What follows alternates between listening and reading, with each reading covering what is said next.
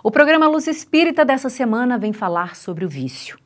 A palavra vem do latim vitium, significa falha ou defeito. Um hábito repetitivo que degenera ou causa algum prejuízo a quem o pratica ou para quem convive com ele. O limite entre o hábito e o vício está nas consequências que eles causam na vida de cada um.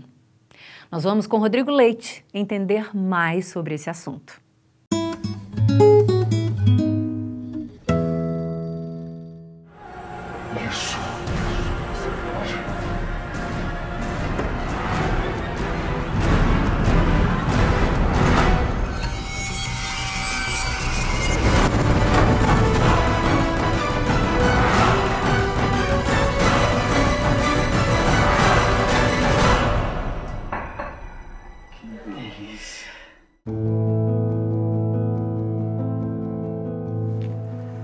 O Espiritismo traz o conhecimento de si mesmo como a chave para a elevação moral da alma.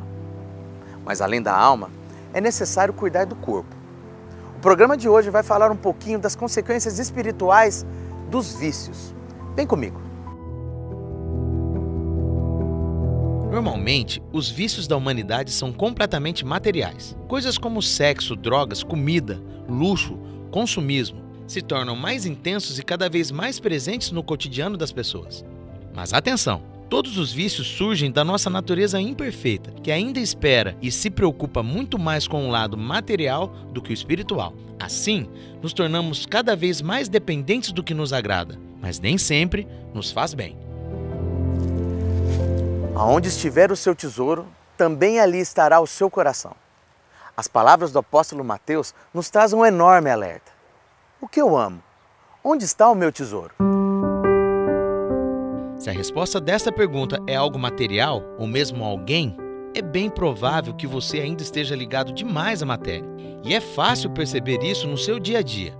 Basta notar que geralmente você ama suas posses e possui as pessoas, e tudo isso passa a possuir você. O problema com relação ao apego às pessoas, aos bens materiais, aos prazeres da carne, é que tudo isso é transitório, o que nos leva ao desespero quando inevitavelmente perdemos aquilo que amamos. Para mantermos o corpo carnal, é necessário nos alimentar, nos socializar, cuidarmos da saúde e também nos divertir. Mas, quando exageramos nessas necessidades, nos tornamos viciados nos prazeres que a carne nos propicia. Ah, os prazeres da carne! Afinal, a carne é fraca. E é mesmo. Deus colocou prazer no sexo, na comida e nas atividades de nosso gosto. E todos esses prazeres têm uma finalidade na criação. Por exemplo, o sexo tem a finalidade de aproximar os casais e proporcionar a reencarnação. Eventos onde servimos comidas, bebidas ou outras substâncias que ingerimos servem para nutrir e conservar nosso corpo, ao mesmo tempo que ajuda a nos socializarmos. Repare que são todos processos das leis de Deus. A lei de sociedade, a lei de reprodução, a lei de conservação e por aí vai. E você, tem algum vício? Tem coragem de enfrentá-lo? Tomara que não tenha nenhum. Mas eu te faço outra pergunta. Você sabe qual é o maior vício que assola a humanidade? Você deve estar pensando que é o álcool, as drogas, o sexo, a luxúria. Não é bem assim. Segundo Kardec, o maior vício que assola a humanidade é o egoísmo. Isso mesmo, o egoísmo.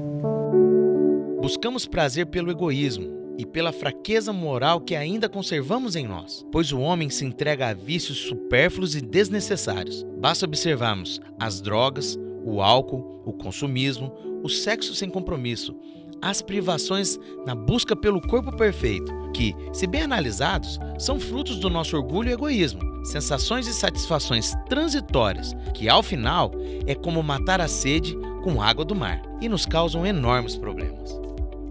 Então, como é que a gente faz para nos afastarmos de todos os vícios? Sócrates já nos deu a principal ferramenta há muito tempo. Conhece-te a ti mesmo. Primeiro temos que saber que estamos em evolução e a maioria de nós possui algum tipo de vício. Por isso que devemos ter em mente que precisamos nos conhecer, saber quais são os nossos defeitos e nossas dificuldades. Notado isso, hora de trabalhar e lutar contra nossas más inclinações. Conhecendo nossos defeitos morais, fica mais fácil aplicar a nossa energia e vontade para termos hábitos mais saudáveis e compatíveis com espíritos em evolução que somos. Então, bora lá nos conhecer melhor? Todos nós sabemos as paixões que nos tiram dos trilhos que nos levam à evolução. Procure ajuda, um amigo, ajuda profissional, mas nunca desista de si mesmo. Ajuda-te e o céu te ajudará. Muita paz.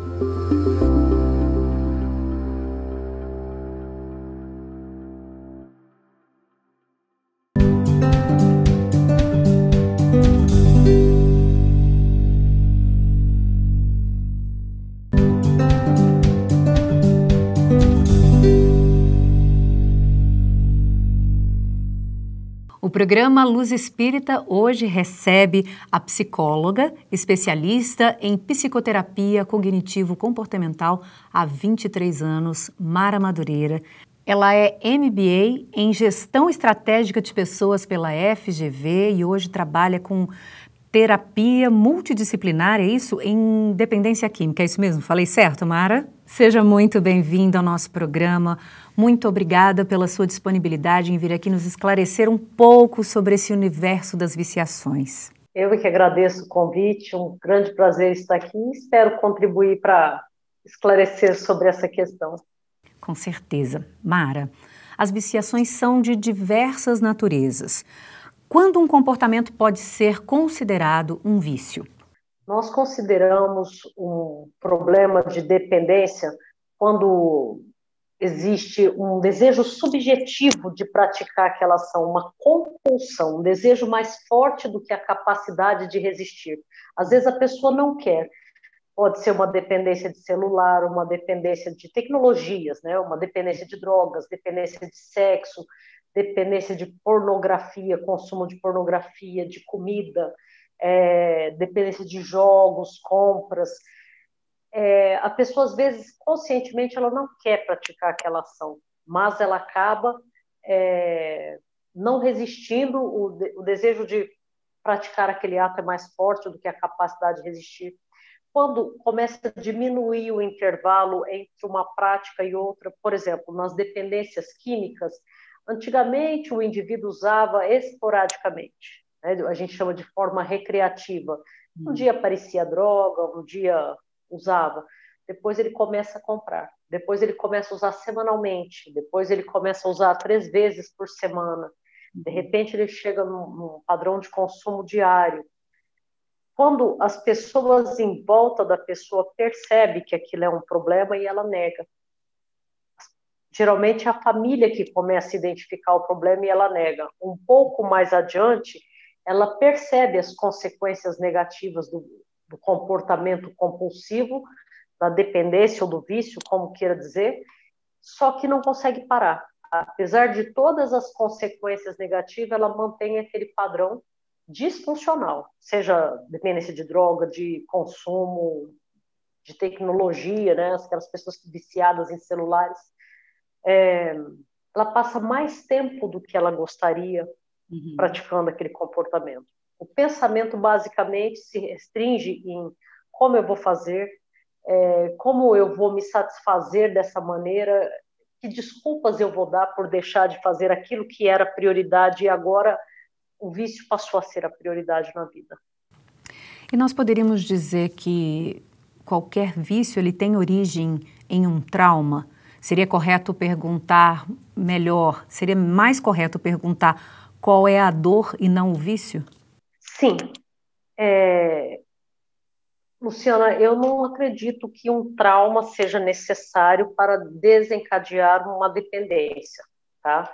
Mas Eu acredito que na base de toda dependência, de todo vício, de toda compulsão, existe ou um transtorno de humor, alguma coisa como depressão, transtorno afetivo bipolar, e necessariamente um transtorno de ansiedade.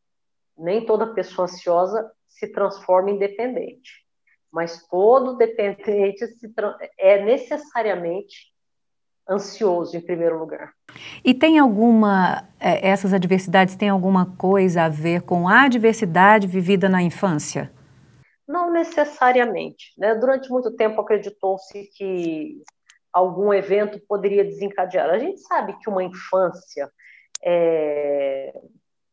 com vários fatores de prevenção. Por exemplo, crianças que são envolvidas em atividades culturais, em atividades educacionais, crianças que vivem em ambiente bastante estável, com regras claras, têm menos probabilidade de se envolver com drogas do que aquelas que não têm nenhum controle, aquelas que estão envolvidas com situações de risco, que a gente chama de fatores de risco. O que é? Famílias disfuncionais, também usuárias de drogas, também compulsivas. Porém, necessariamente isso não é uma garantia. Aliás, é muito importante, Luciana, a gente lembrar que não tem uma causa. Toda dependência é considerada uma síndrome comportamental. Porque a gente não pode dizer foi por isso que esse indivíduo se tornou dependente. Não pode dizer que é por uma dor emocional, seja que é necessariamente por uma dor emocional. Isso poderia ser uma escolha. Eu escolho me aliviar de alguma maneira por conta de uma situação que você está vivenciando e você escolhe isso. O viciado escolhe ter esse vício? Olhando de fora, necessariamente é uma escolha. Porém, não é uma escolha consciente. Você não escolhe ser dependente, você se torna viciado em alguma coisa a partir da prática repetitiva daquele comportamento. Por exemplo, drogas. O indivíduo não pensa assim, eu vou escolher usar drogas para aliviar uma dor, uma questão emocional, uma tristeza, uma vivência desagradável que eu tenho que enfrentar. Ele simplesmente está passando por um problema, acontece de usar a droga, está ali disponível numa ocasião, você está triste, aí eu falo assim, usa isso aqui que vai te fazer legal, vamos comprar umas roupas para melhorar, veja esse programa, qualquer coisa que... Toma uma bebida, né, para aliviar, e aí começa a virar uma rotina. E você associa aquela substância naquele momento, ela alivia momentaneamente a tua dor. O que você faz? Continua reproduzindo aquele comportamento. E a exposição continuada do seu cérebro a esse comportamento é o que gera dependência. Você passa a querer cada vez mais tudo aquilo que te satisfaz, ou que dá prazer, ou que alivia o sofrimento, o cérebro continua buscando infinitamente. E como funciona no cérebro a ação da substância ou do comportamento? Comportamentos, todos os comportamentos humanos, exceto aqueles comportamentos reflexivos, né? Aquela coisa assim de excesso de claridade, você piscar o olho, choque, você tirar a mão, isso é comportamento reflexo. Fora essas questões, todos os comportamentos são aprendidos. E a gente aprende ou pela exposição repetida, pela repetição, ou por um evento traumático. Né? Uma situação impactante demais modifica completamente a sua maneira de pensar. Você cria novas crenças a partir da repetição ou de um trauma. Por exemplo, estou querendo saber, por exemplo, se o vício ele é genético. Se na família você tem casos de pessoas viciadas em alcoolismo, se você nasce com essa predisposição. Pode Sim. nascer. Você não nasce dependente de álcool porque seu pai, ou sua mãe, ou seu avô era dependente. Você nasce com um organismo vulnerável a desenvolver a dependência. Você pode ou não. Tá? Então, o fator genético está ali, ele existe. Porém, se o pai ou a mãe desenvolveu a dependência, existe uma probabilidade maior de eu desenvolver. Mas tem um fato curioso aí, Luciana. Filhos de dependentes químicos ou repetem o comportamento dos pais, ou desenvolvem aversão. Uns, eles envelhecem precocemente, porque lidar com aquela situação, quando os pais são dependentes químicos, é muito pesado. Então, às vezes, o filho envelhece precocemente para dar conta daquela situação familiar que é totalmente disfuncional. Agora vamos levar o vício para um outro âmbito. De que forma que a espiritualidade pode interferir ou até impedir, né, ajudar no tratamento de um dependente? Eis o mistério da fé, né? Como você lida com questões espirituais nesse campo? Eu acredito que a espiritualidade ela tem uma função crucial enquanto um pilar de apoio para o indivíduo. A busca da espiritualidade é um pilar de apoio.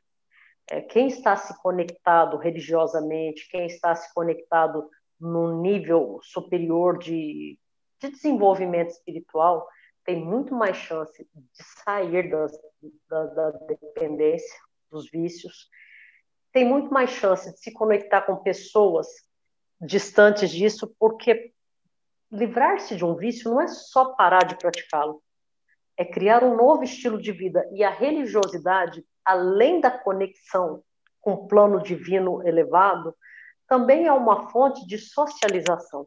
Se você está conectado a uma busca de espiritualidade, você está conectado com pessoas que não estão usando drogas. Dificilmente uma pessoa está usando drogas ou se viciando em qualquer coisa. A primeira coisa que ela deixa é a religião. Então, a religião é um fator de proteção enquanto força, enquanto socialização, enquanto amparo, não só espiritual, mas também social. As pessoas ligadas a uma religiosidade, elas têm uma probabilidade. A religião é fator de proteção. E vamos falar especificamente da doutrina espírita. Existem tratamentos que podem auxiliar na prevenção ou no tratamento mesmo de um viciado? Sim, no plano espiritual, as pessoas elas procuram ajuda e elas vão encontrar, de alguma maneira, um amparo. Elas vão encontrar, porque tudo está disponível. A fé, as forças espirituais, está tudo disponível. Basta que o indivíduo se conecte a elas. Basta que a pessoa simplesmente queira buscar esse programa. Por exemplo, especificamente o DESAAT é um grupo de apoio, onde as pessoas não só recebem uma atenção de mudança comportamental, acolhimento, apoio, mas também a doutrina espírita está ali como um fator de proteção. Mas a gente deve pensar no seguinte: independentemente da crença, da religião, o grupo acolhe as pessoas porque são indivíduos que precisam se tratar. E elas não deveriam se limitar a esse fator específico de uma ou outra religião, mas buscar a religiosidade, a espiritualidade como fator primário no tratamento de qualquer vício. É um conjunto de coisas, né, Mara? Não tem, dentro do espiritismo nós temos tratamentos com passes, desobsessões, a conversa, né, o atendimento fraterno, mas é todo um envolvimento com a espiritualidade para que esse indivíduo tenha a força para impulsionar de verdade e a vontade de sair, né, dessa condição de viciação, né? Luciana, o primeiro passo é a tomada de consciência. Todas as forças espirituais podem estar trabalhando em favor de uma pessoa. Se ela não buscar, ela não aceitar, né, não há nada que se possa fazer. Até aquela questão da arbitrariedade. Você tem inteligência e arbitrariedade. Você pode estar obsediado, você pode estar caminhando no vale da sombra da morte, você pode estar em qualquer situação. Se você busca um amparo na religiosidade, se você busca um amparo, não vamos nem falar de religião, vamos falar na fé, na espiritualidade. Você vai encontrar força. Por quê? A espiritualidade te coloca num plano, numa dimensão, além dos recursos espirituais Existem momentos na vida que você pensa, eu não tenho mais condições, os meus recursos esgotaram, mas quando você delega isso para um plano espiritual acima de você, você tem forças para enfrentar o amanhã. Eu acredito que algo além de mim pode me amparar.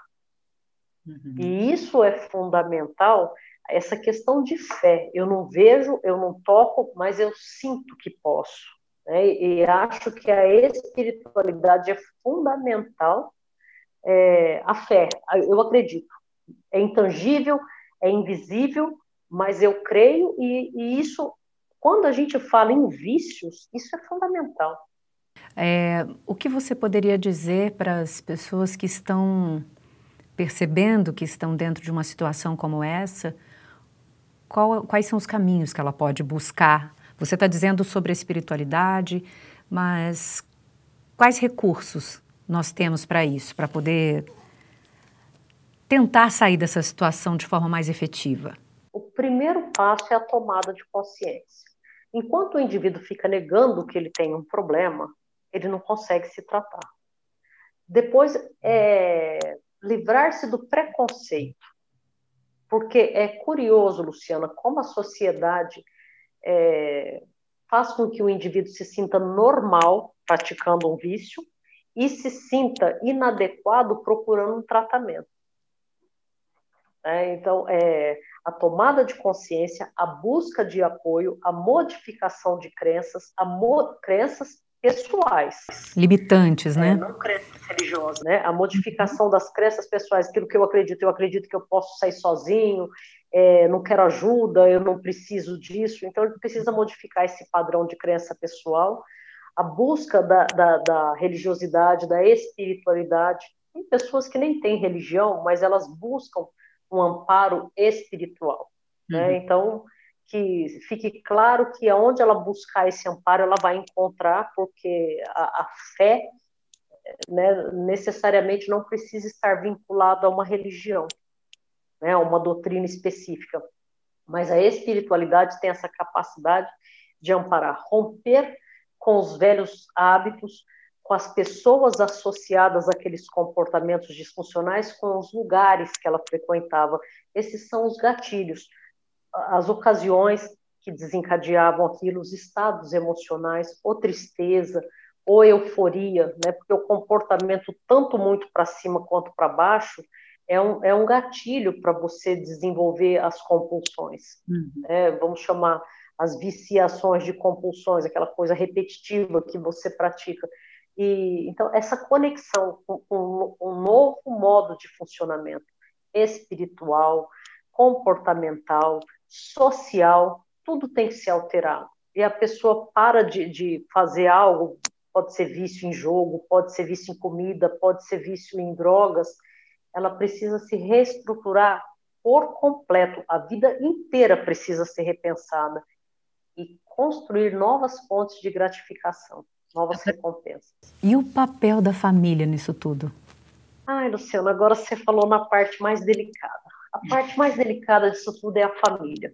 Por ser uma parte tão importante, o que acontece? A família, muitas vezes, ela acredita que ajudar uma pessoa com compulsões, com vícios, com dependências, ficar falando na cabeça dela o tempo todo, ficar cobrando o tempo todo, ficar oferecendo possibilidades.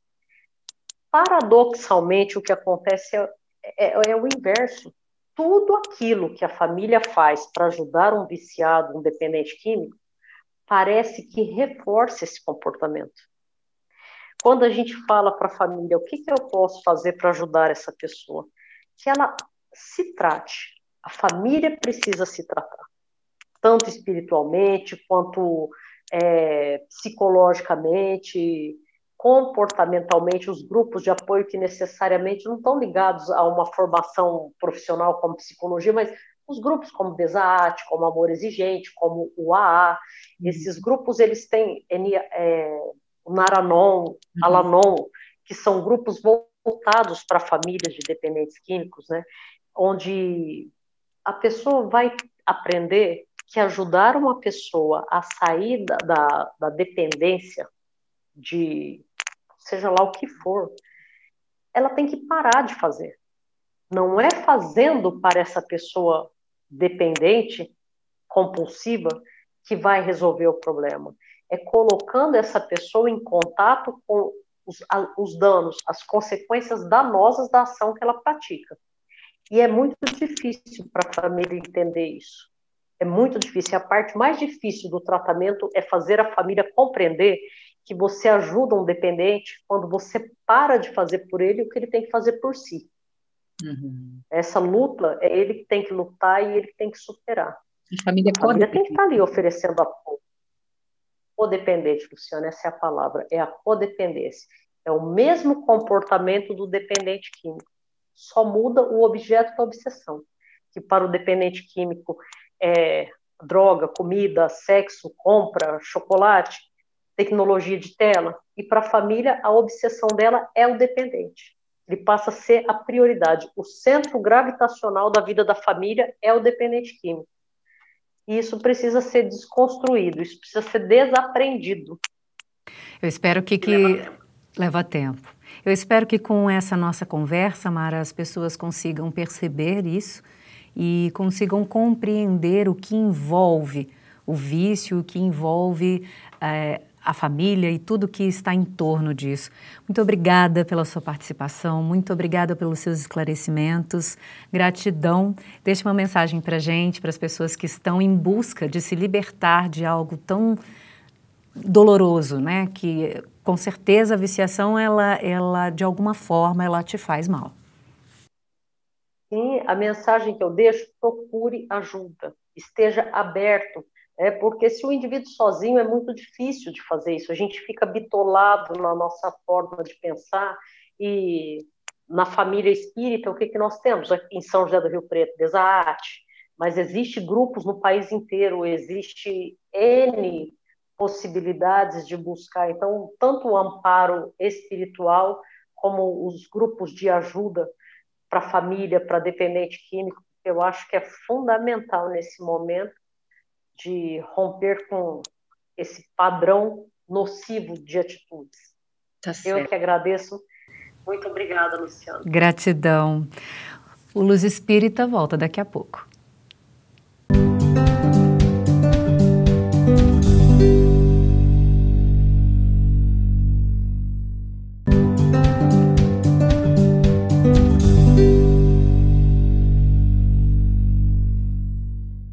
O que será que a parábola do filho pródigo vai nos dizer sobre as viciações?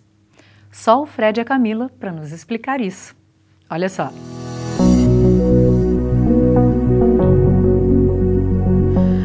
Seja bem-vindo a mais um quadro Jesus no Mundo. E aqui nós vamos trazer os ensinamentos de Jesus para o nosso dia a dia, para a nossa vida prática.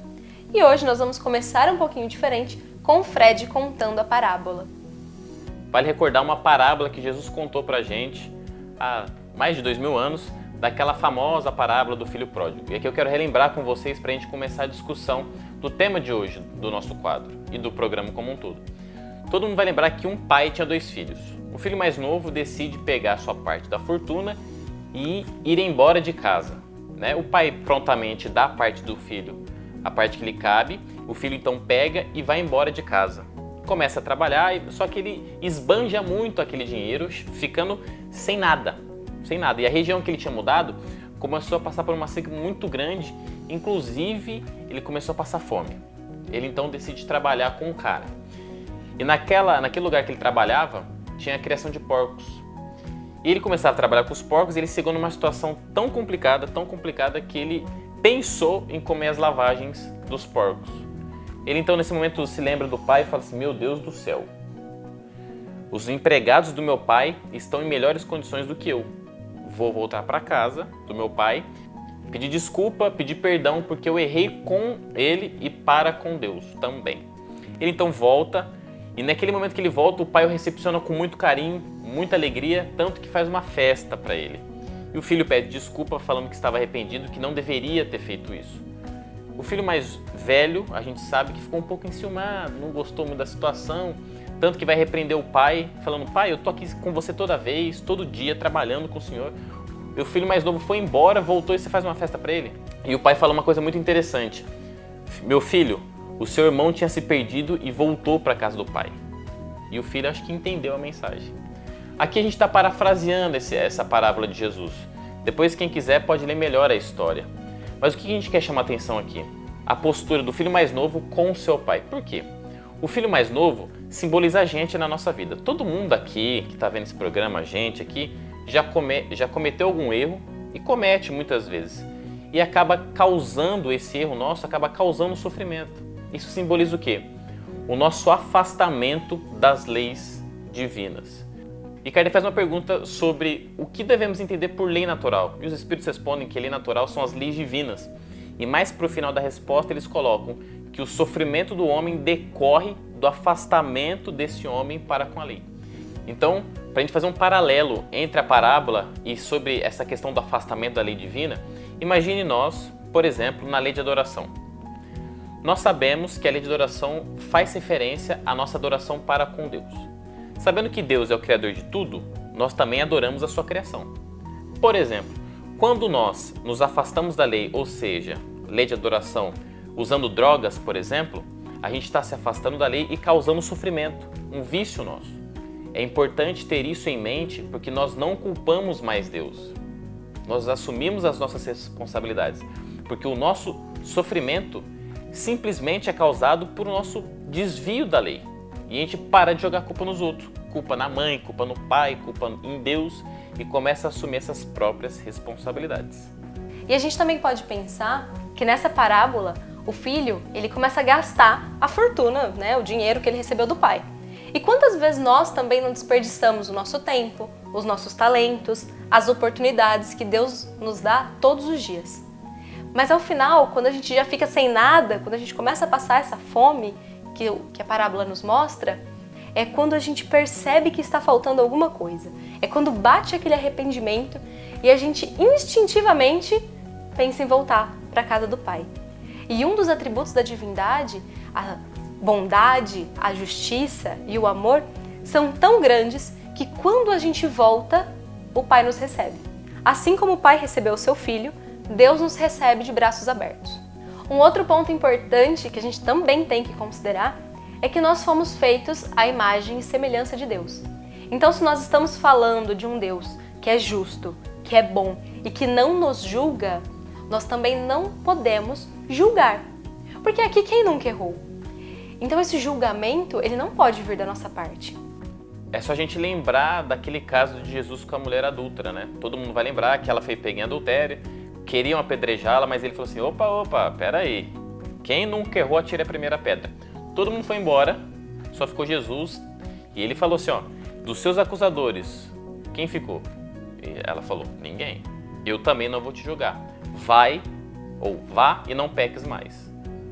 Isso é importante, por mais que os nossos vícios possam de alguma maneira deixar a gente desconfortável, Jesus, Deus nunca nos julga, só que diferentemente da gente, eles não são condizentes com o erro. Tanto que Jesus vira para a mulher adulta e fala assim, ó, beleza, ninguém vai te julgar, eu não vou te julgar, mas você não pode pecar mais. Ou seja, está repreendendo o erro. A Camila sempre fala, Deus ama o pecador e não o pecado. É preciso que a gente tenha isso em mente, para que depois na nossa vida diária nós possamos olhar para as pessoas, mesmo com seus vícios, as suas dificuldades, emanarmos para ela empatia e amor.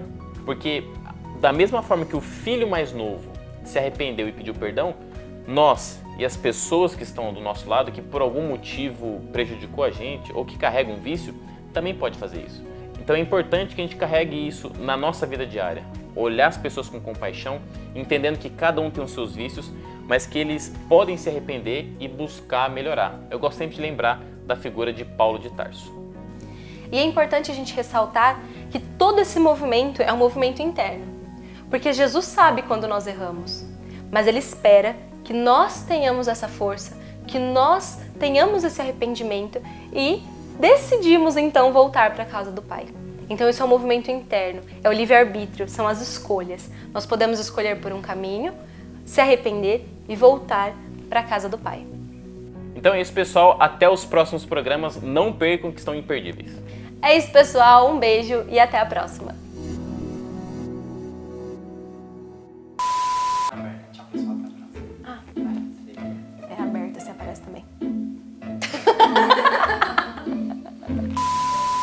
não nos cabe julgar. Não nos cabe. Nossa, que bonito que você fala, né?